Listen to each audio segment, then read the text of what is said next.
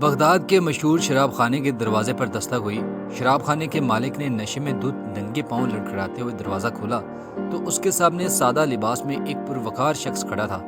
مالک نے اکتائے لہجے میں کہا، معذرت چاہتا ہوں، سب ملازم جا چکے ہیں، یہ شراب خانہ بند کرنے کا وقت ہے، آپ کل آئیے گا۔ اس سے پہلے کہ مالک واپس پلٹتا، اجنبی نے اس کے کندھے پر ہاتھ رکھ کر کہا، مجھے بشر بن حارث سے ملنا ہے، اس کے نام بہت اہم پیغام ہے۔ شراب خانے کے مالک نے چونک کر کہا، بولیے، میرا نام ہی بشر بن حارث ہے۔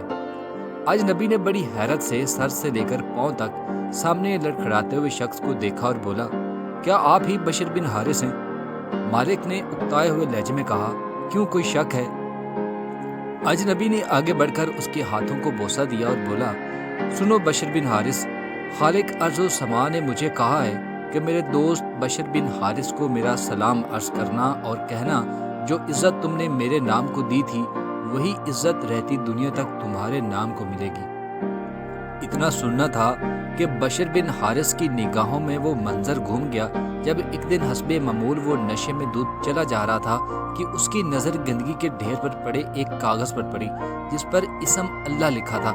بشر نے کاغذ کو بڑے احترام سے چوما، صاف کر کے خوشبو لگائی اور پاک جگہ پر رکھ دیا اور کہا، اے مالک عرش عظیم، یہ جگہ تو بشر کا مقام ہے، تمہارا نہیں۔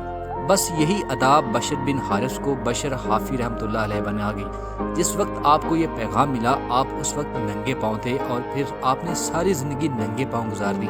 آپ جن گلیوں سے گزرتے تھے ان گلیوں میں چھپائے بھی گوبر پیشاب نہیں کرتے تھے کہ آپ کے پاؤں گندے نہ ہوں۔ وہی بشر بن حارث رحمۃ اللہ علیہ جس کے متعلق اپنے وقت کے امام احمد بن حنبل رحمۃ اللہ علیہ فرمایا کرتے تھے، لوگوں جس اللہ کو احمد بن حنبل رحمۃ اللہ علیہ مانتا ہے، بشر حافی رحمۃ اللہ علیہ اسے پہچانتا ہے۔